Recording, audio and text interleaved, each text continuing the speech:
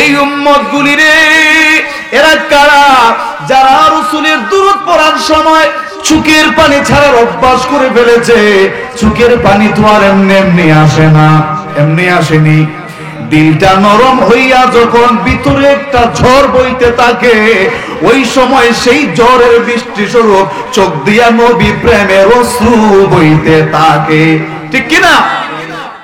হে আমার যুবক ভাইয়েরা, বাবারা, এই কচুয়ার জমিন থেকে কোন মাছ যদি আমার রাসূলের প্রেমে এক ফোঁটা চোখের পানি জড়ায়, এই চোখের পানি তার মরণের সময় ঈমান নিয়ে কালেমার সাথে রাসূল দেখা দেখা দুনিয়া থেকে বিদায় নেওয়ার উসিলা হয়ে যাবে। এরকম সম্মানের মরণ আমরা চাইনি। যদি চাই তাইলে রাসূলের দুরূদের সময় কৃপণতা করব না রে বাবা। দুরূদ এমন আমল রে, যে আমলকারীর জন্য সৃষ্টি জগতের সবাই মাগফিরাতের দোয়া করতে থাকে।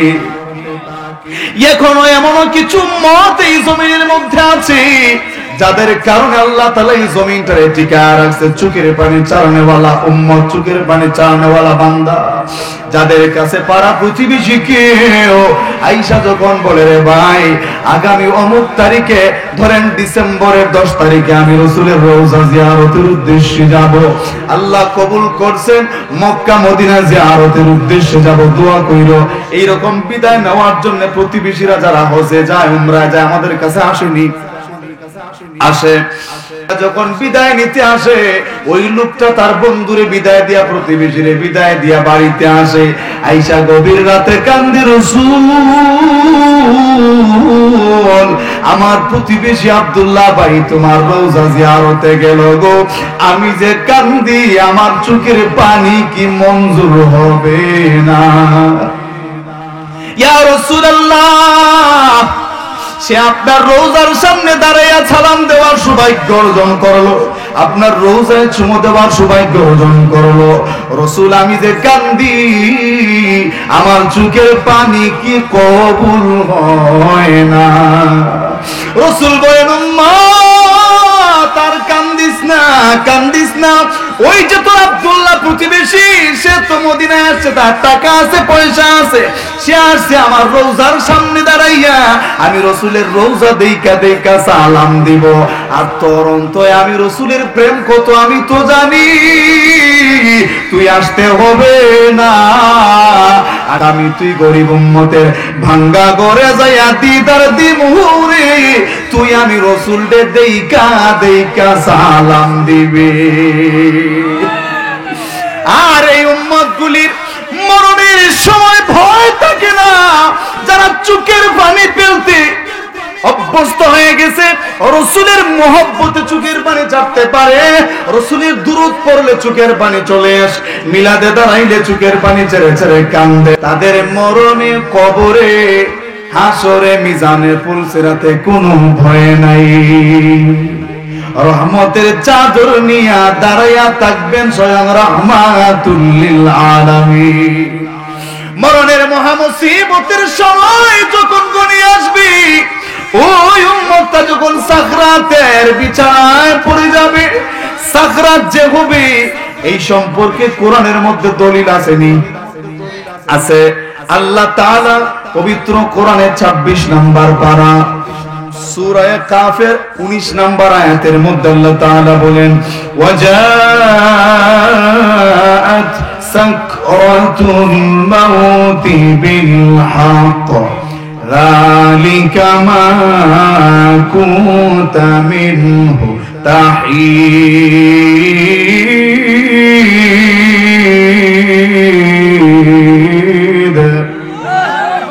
সাকরাতের স্বীকৃতি স্বয়ং কে দিয়েছেন? আর যখন কে দিয়েছেন? স্বয়ং আল্লাহ দিয়েছেন। তবে এই সাকরাতটা সবারই হবে, কারো যন্ত্রণাটা হবে কম, কারো হবে, এটা ইমানদারের বেলায় ইমানের পরিমাপ অনুযায়ী কারো হবে কম, কারো হবে ইমানের ওজন অনুযায়ী, কারো হবে কম, কারো হবে। আর এখন সাকরাত যে হবে, এই সাকরাতের সময় যখন বান্দার মুসিবত ঘটে, নিধান ঘটে, তুফান ঘটে, এই মহা মুসিবতের সময়ে বিবি বাচ্চা কাছে থাকে, কেউ কোনো কাজে আসে না। ওই সাকরাতরত ব্যক্তি চটপট চটপট করতে থাকে, কিন্তু পাশে বসা সবাই কান্দে, বাচ্চা কান্দে, স্ত্রী কান্দে, কিন্তু আপনার আমার যে মুসিবত করতেছে কেউ তো টের পায় না। হাত পায়ের রগগুলি মারাকুল মৌতের বিকট চেহারা দেখার পর টাস টাস করে চিরে যায়, আওয়াজও কেউ শুনতে পায় না।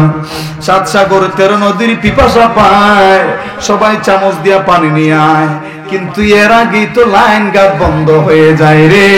ওই যে কবি বলেছে, তোমার আটকুটুরি নয় দরজা, আটকুটুরি নয় দরজা বন্ধ যে আজ হলো, ওরে হলো মুখে আল্লাহ রাসূল সবে বলো।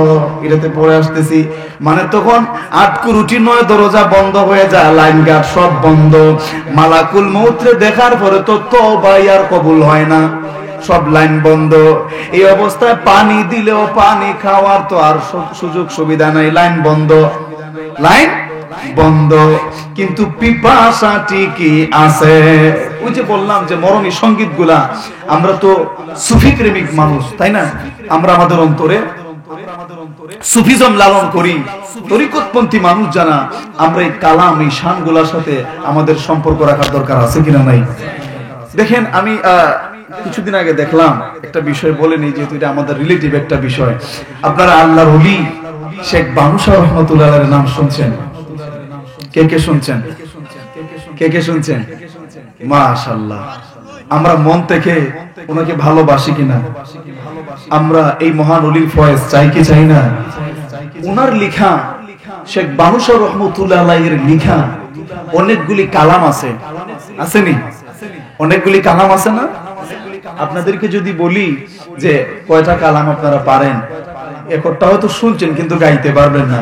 অনেকেরই সুরও ভালো আছে কিন্তু আপনারা চর্চা করেন না, এগুলা চর্চার দরকার আছে কিনা নাই? আমরাই যদি, তারা এত কষ্ট করে যে লিখে গেছেন, গাওয়া একটা, লিখা একটা, মনে যেটা ধরছে এটা গাইলাম, এটা একটা, আর লিখা একটা। লিখা মানে কি? যাতে পরবর্তী প্রজন্ম তা লালন করতে পারে, ঠিক কিনা? তো তারা যে এত কষ্ট করে, ওই যুগে এত কষ্ট করে লিখা গেছেন। আল্লাহর ওলি শেখ বানু শাহ রহমাতুল্লাহ আলাইহির ইন্তেকাল 1919 খ্রিস্টাব্দে, তাইলে প্রায় 100 বছর আগে, তাই না? এত আগে এত কষ্ট করে লিখে গেছেন, কাদের জন্য? আমাদের জন্যই তো। তাহলে আমরা এগুলা চর্চা করার দরকার আছে কিনা নাই? আমরা চর্চা না করার কারণে এগুলারে অনেকে নকল কইরা, কপি কইরা, বলতে গেলে চুরি কইরা, আমরা যেহেতু একটা তরিকতের মাহফিলে বসে আমরা তাদেরকে চোর বলতেছি না, তবে তারা নকল করছে, কইরা বিকৃত করে এগুলা তাদের নামে চালায় দিছে। এটা আমাদের জন্য দুঃখের বিষয় না? যেমন আমাদের দেশের পল্লী কবির নাম কি? পল্লী কবি জসিমউদ্দিন। আপনাদেরকে এটা জানানোর জন্য বলতেছি যাতে আপনারা অবগত থাকেন। পল্লী কবি জসিমউদ্দিন সাহেব, উনি বড় বড় মাপের একজন কবি, এটা একদম নিঃসন্দেহে আমরা স্বীকৃতি দিতে পারি, বড় মাপের একজন কবি। এবং উনার একটা কাব্য গ্রন্থ আছে নকশিকাতার মার, যেটা বাংলা অনার্সের প্রথম বর্ষে পড়ানো হয়। এটা পড়লে বোঝা যায় যে উনার জ্ঞান গরিমা কেমন ছিল। উনিও কিন্তু শেখ বানু শাহ রহমাতুল্লাহ আলাইহির একটা কালাম রে কিন্তু মাইরা দিবেন। উনার মতো একজন কবি শেখ বানু শাহ রহমাতুল্লাহ আলাইহির একটা কবিতা, একটা কালাম কিন্তু মাইরা দিবেন, মাইরা দিবেন, বুঝছেন নি? নকল করে লাইছেন। ওই যে আমরা একটা পড়ি না, নিশিতে যাইও ফুল বনে রে ভ্রমরা, নিশিতে যাইও ফুল। পারেন না আপনারা? এটা এখন গাইলে তো মানুষে মনে করবো যে মনে হয় এটা হিন্দি সিনেমার গান, কিন্তু মূলত এটা তো আমরার কালাম, এটা তো আমরা, এটার মালিকানা তো আমাদের, ঠিক কিনা? আমরা যদি শেখ বানু শাহ রহমাতুল্লাহ আলাইহির ওয়ারিসান হয়ে থাকি, তাইলে এটার মালিকানা তো আমাদের, ঠিক কিনা?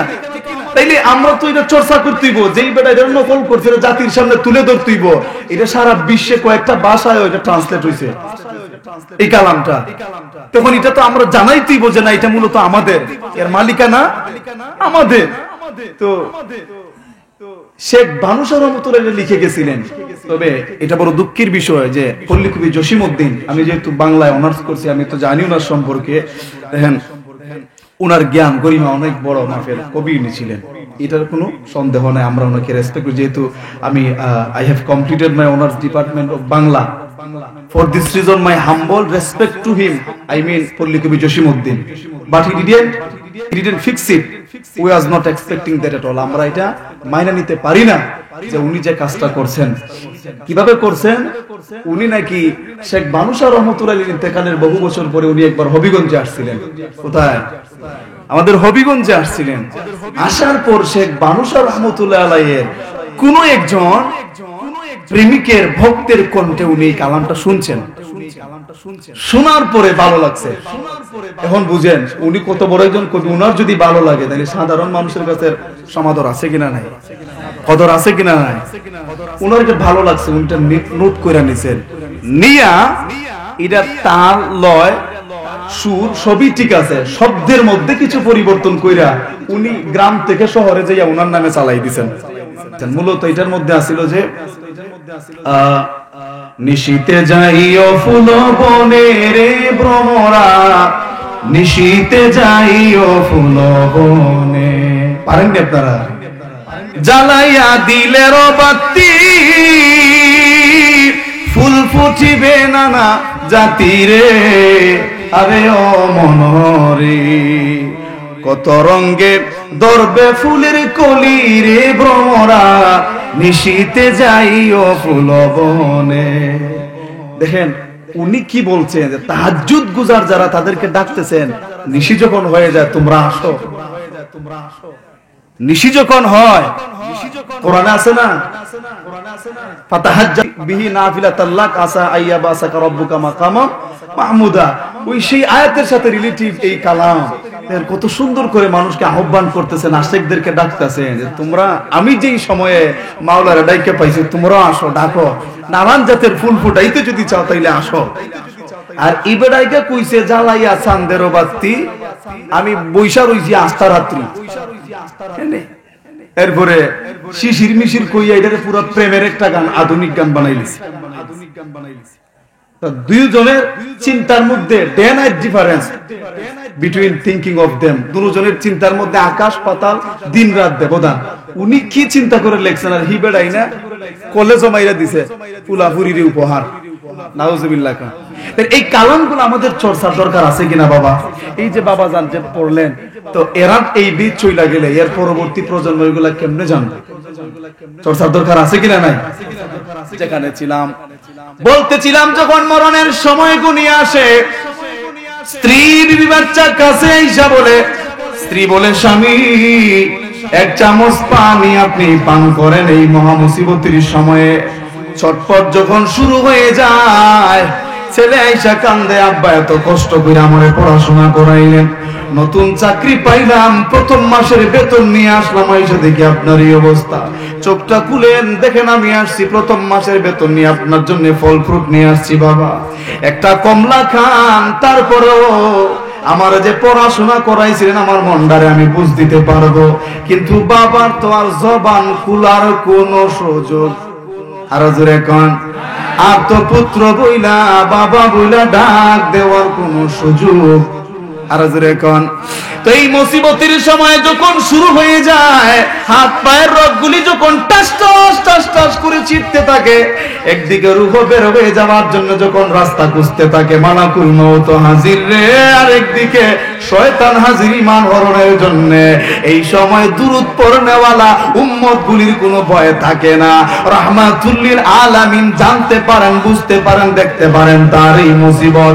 যখন দেখেন রে দুরূদ পড়নেওয়ালা আশিকে রাসূল এই উম্মতটা বিপদে পইরা গেছে রে, মালাকুল মউত রে দেখার পরে ভয় পেয়ে গেছে, স্বয়ং নবী হাজির হইয়া যায়, উম্মত আমার দিকে তাকারে, কোনো ভয় নাই, কোনো ভয় নাই, আমি নিজে রাসূল তোরে কালেমা পড়াইয়া দিব।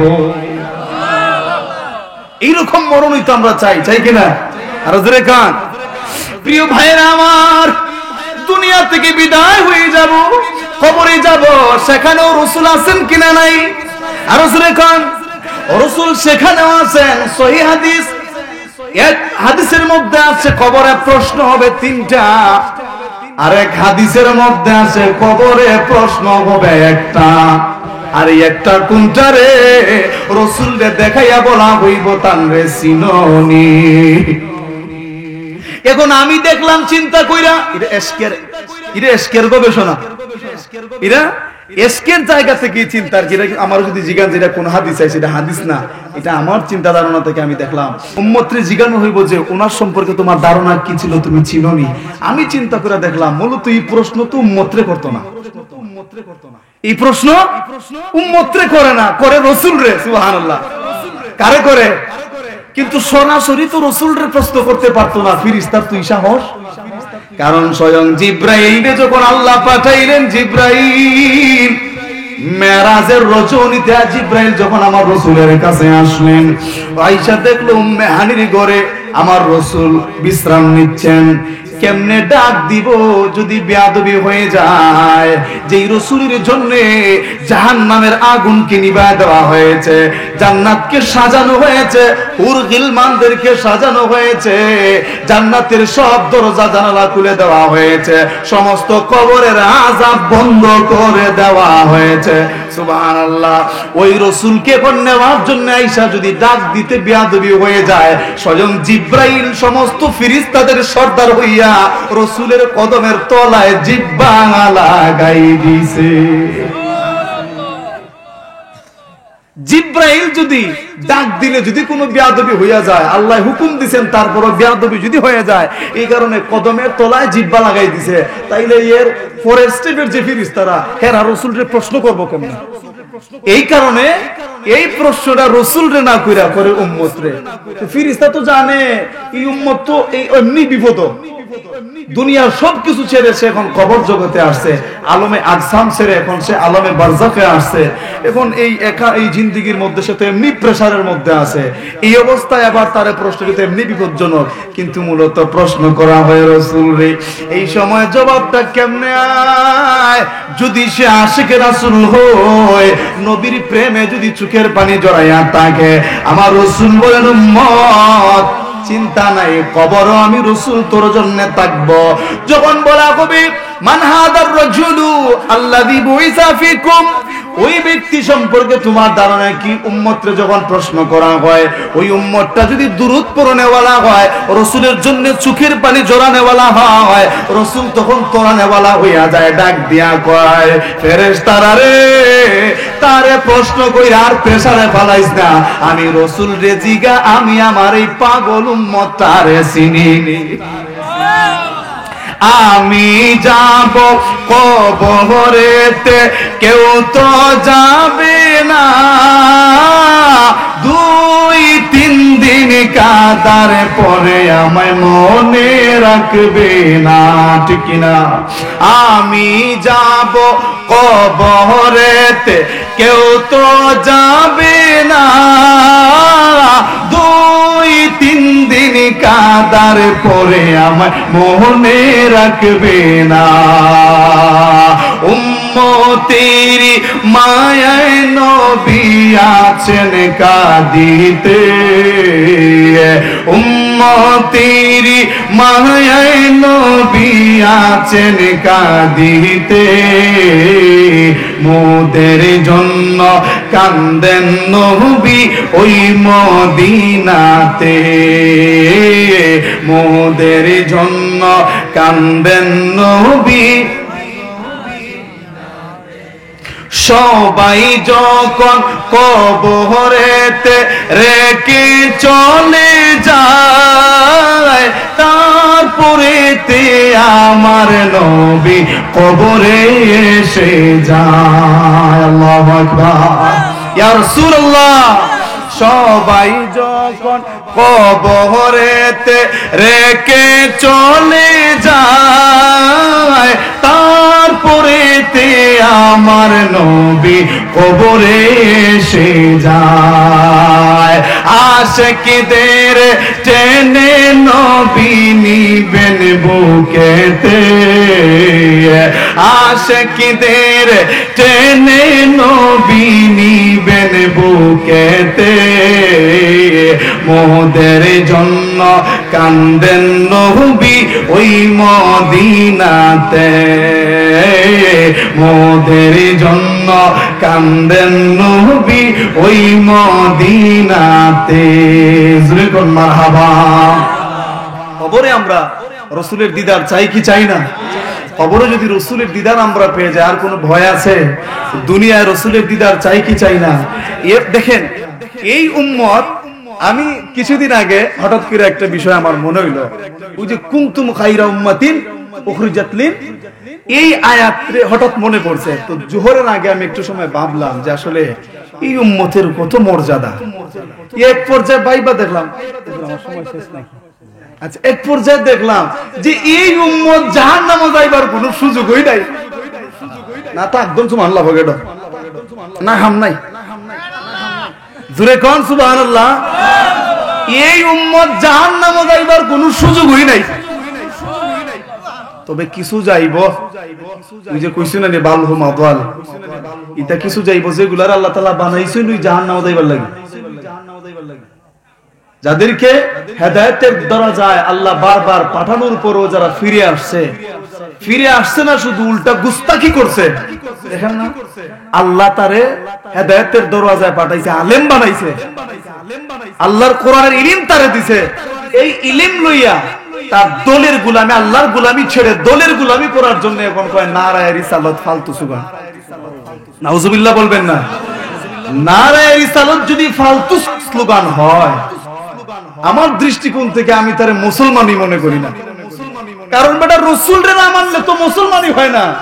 ইহুদিরা আল্লাহ মানে কি মানে না? আরে কোন না, ইহুদিরা আল্লাহ মানে কি মানে না? খ্রিস্টানরা আল্লাহ মানে কি মানে না? সৃষ্টিকর্তা একজন যে আছেন হিন্দুরাও তো মানে নেই। সমস্যা তো নবী লইয়া, ঠিক কি না? সমস্যাটার মূল পয়েন্ট হইল নবী লইয়া। আমরা রাসূলকে মানি, এরা মানে না। আল্লাহরে তো ঠিকই মানে না। শুধুমাত্র নাস্তিকরা মানে না বলে দেয়ার ইজ নো গড। এছাড়া পৃথিবীর মধ্যে যারা আছে ধর্মাবলম্বী, যারা ধর্ম মানে, তারা সবাই সৃষ্টিকর্তা একজন মানে। তো এই জায়গা থেকে তো ইহুদি খ্রিস্টানরাও মানে, কিন্তু সমস্যা কোথায়? নবীর ব্যাপার হইল সমস্যা। তো সেই রাসূলের নারায়ে রিসালাতের স্লোগানকে, রিসালাতকে যদি অস্বীকার করে, নারায়ে রিসালাত মানে তো রাসূলের রিসালাতের স্বীকৃতি দেই আমরা, ঠিক কি না? তো এই রিসালাত যদি কেউ অস্বীকার করে, ফালতু বলে, এ তো নবী মানলো না। নবী মানছে না মানে মুসলমান না। হয়তো ইহুদি নয় তো খ্রিস্টান, শুনছি 90 সালে বলে লিগো খেলছে, তাইলে বোঝা গেল এটা খ্রিস্টানুল আকবর, ঠিক কি না? আর ভয় পাইতেছেন আশেক রাসূলদের কোনো ভয়? প্রিয় হাজিরিন, আমি বেটা কালকে আসলাম জাফলং, হুজুরের মেসেজ পাইয়া না রেখাইছি এমনি। এখন যে ওয়াজ করব এটাও ভাবছি না। হুজুর যেহেতু আদেশ করে লাইছেন, এই কারণে মাইক ধরে লাইছি। এখন যারা হাঁটাহাঁটি করতেছেন, আপনারা যদি মেহেরবানি করে বসে যেতেন তাহলে আমার একটু ভালো লাগতো। আমি খুবই ক্লান্ত, আপনারা বুঝতে পারতেছেন আমার অবস্থা দেখা। প্রিয় ভাইরা আমার, যেখানে ছিলাম আমি দেখলাম এই উম্মত জাহান্নামে যাওয়ার কোন সুযোগ। বলে হুজুর কেমনে? আমরা শ্রেষ্ঠ নবীর উম্মতদেরকে, হাবিবের উম্মতদেরকে আল্লাহ তাআলা কিছু স্পেশাল পয়েন্ট দেয়া দিবেন। যদি এই পয়েন্ট গুলাই, আমল গুলা যদি করতে পারো, এই লাইন গার্ড যদি মানতে পারো, এই রুলস গুলাই, সংবিধান গুলা যদি মাইনা আসতে পারো রে, অতি সহজে জান্নাত লাভ করতে পারবা। বলে হুজুর কেমনে? একটু সংক্ষেপে কইয়ালাই। দেখেন দৈনিক আমরা কয়বার নামাজ পড়ি? কয় ওয়াক্ত? 5 ওয়াক্ত। সহিহ হাদিসে আসছে যে যদি কেউ জোহরের নামাজ পড়ে, আবার যদি আসরের নামাজটা সময় মতো আদায় করে লায়, তাইলে জোহর আর আসরের মধ্যবর্তী যে গুনাহ হয় এটা মাফ হয়ে যায়। জোরে কোন? এটা কিন্তু আগের নবীর উম্মতদের জন্য না, এটা আমাদের জন্য। কার জন্য? আমাদের জন্য। যদি কেউ জোহরের নামাজ সময় মতো সঠিকভাবে আদায় করতে পারে, আসরের নামাজও যদি আবার ঠিকঠাক মতো আদায় করে, মধ্যবর্তী গুনাহগুলি আল্লাহ তাআলা maaf করে দেন। সুবহানাল্লাহ। মুফাসসিরিনে কেরামগণ বলেছেন এই গুনাহ হলো সগীরা গুনাহ। কি? আবার কেউ কেউ বলছেন কবিরা গুনাহ। তাইলে আমরা সগীরা গুনাহর দল থাকতাম না কবিরাত? মানে যারা কবিরার কথা বলছে, কবিরাত যাওয়া দরকার, কারণ আমরা গুনার পরিমাণ তো বেশি নাই বলে, আমরা গুনার পরিমাণ বেশি, এই কারণে আমরা থাকবো। যারা কবিরা বলছেন তাদের দলে আমরা যাইতে চাই, কারণ যেহেতু আমরা কবিরা গুনাহ বেশি হয়, তাইলে আমরা আশা রাখবো যে আমরা যদি জোহরের নামাজ জামাতে পড়ি, আবার আসরের নামাজ যদি জামাতে পড়ি, যে একটা ঘোষণা দেওয়া হয়েছে মধ্যবর্তী গুনাহ মাফ হয়ে যায়, আমরা আশা রাখবো যে আল্লাহ আমাদের সগীরা কবিরা যত গুনাহ আছে সবই মাফ করে দেন। ঠিক কিনা? এই আশা আমরা রাখবো। শুধুমাত্র তাই নয়, এখন যদি এভাবে কেউ 5 ওয়াক্ত নামাজ আদায় করে, তাইলে তার পুরা দিনে আর কোনো গুনাহই তো নাই। আমরা কেন আল্লাহর কাছে আশা রাখবো যে আমাদের কবিরা গুনাহ মাফ হবে? কেন?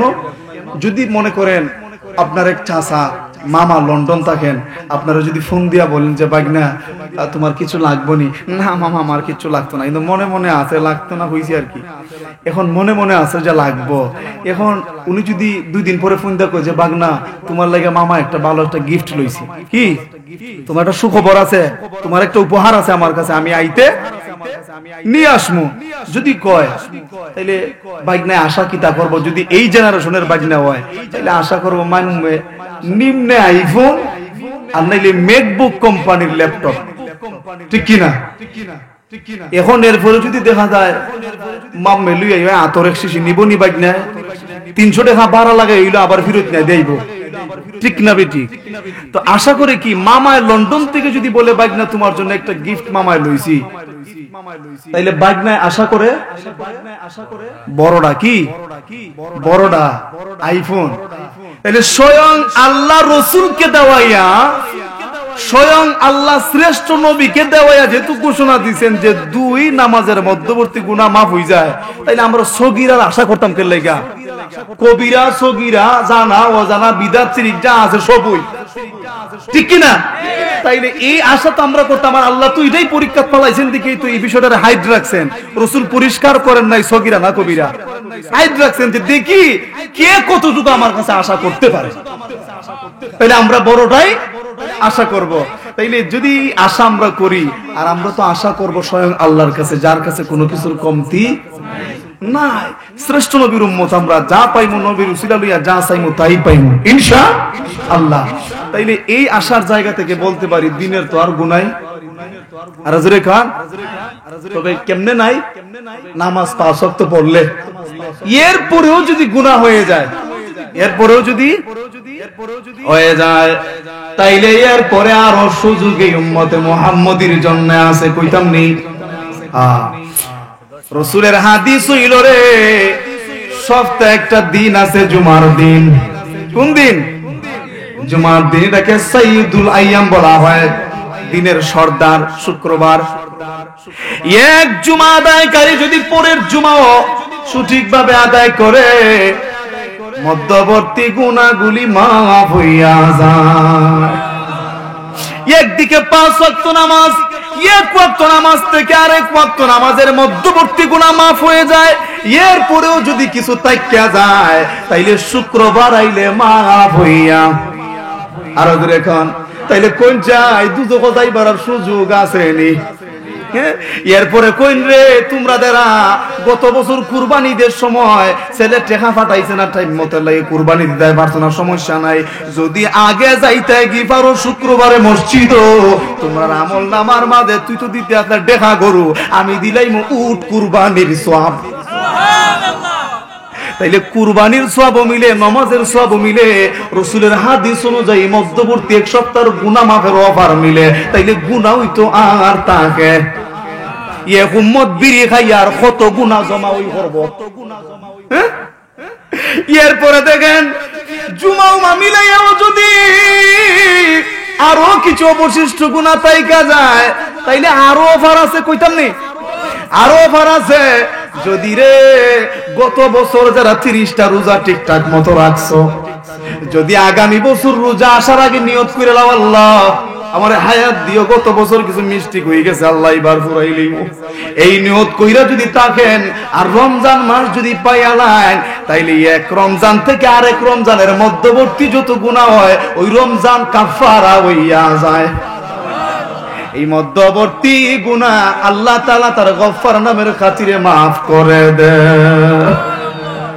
তাইলে আর গুনাহ কই থাকতো? এরপরও যদি কোন রমজান মাস যদি ডাইলে বড় 2 টাকা খাইয়া 1টা রোজা ভাঙ্গিলাস, তাইলে তোর লাগে আর একটা সুযোগ আছে, লস টাইম 5 মিনিট আরো সুযোগ আছে রে। ইন্না আনজালনাহু ফি লাইলাতিল কাদার, কোরআন নাজিলের মাস এবং এই রজনী।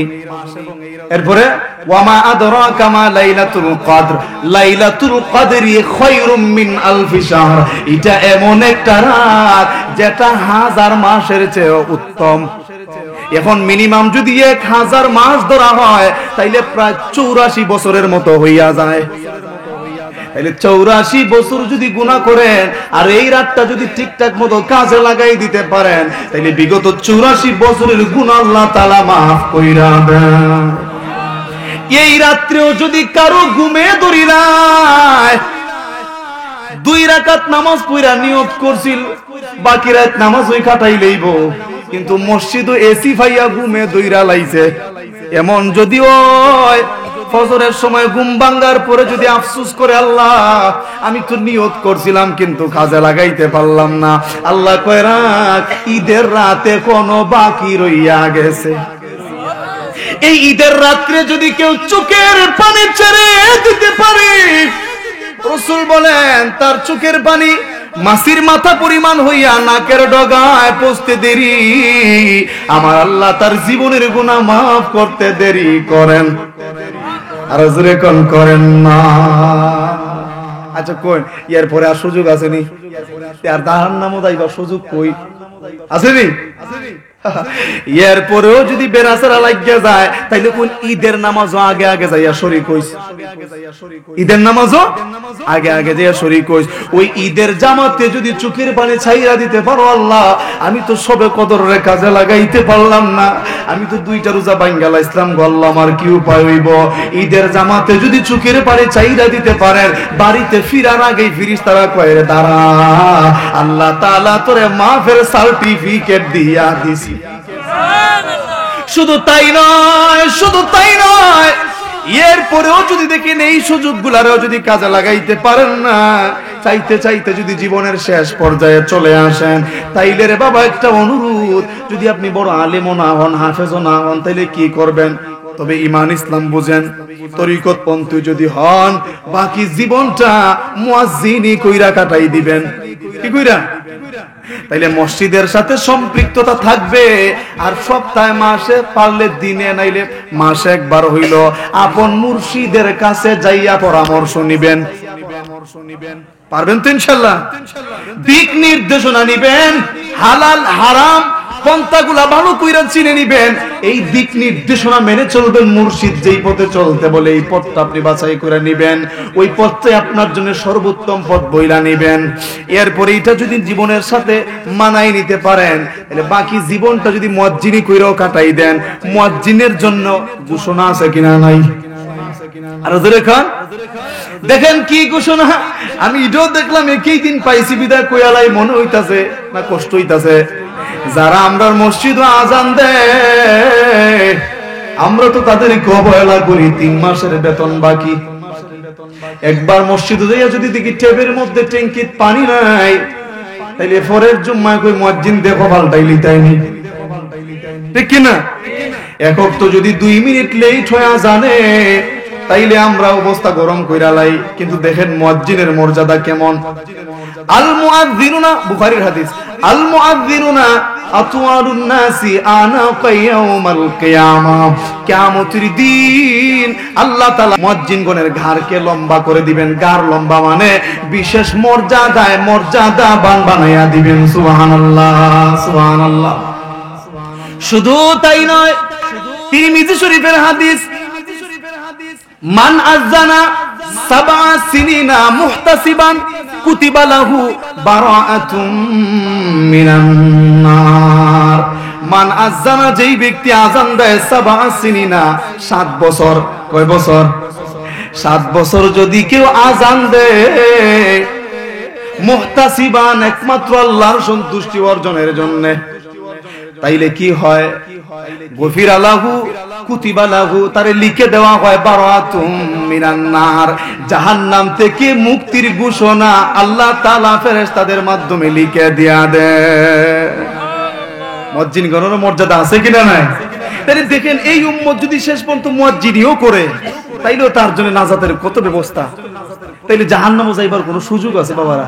যদি এই সুযোগগুলো আমরা কাজে লাগাইতে পারি তাইলে জাহান্নাম মূলত উম্মতে মুহাম্মদীর জন্য না। এই জাহান্নাম উম্মতে মুহাম্মদীর জন্য না।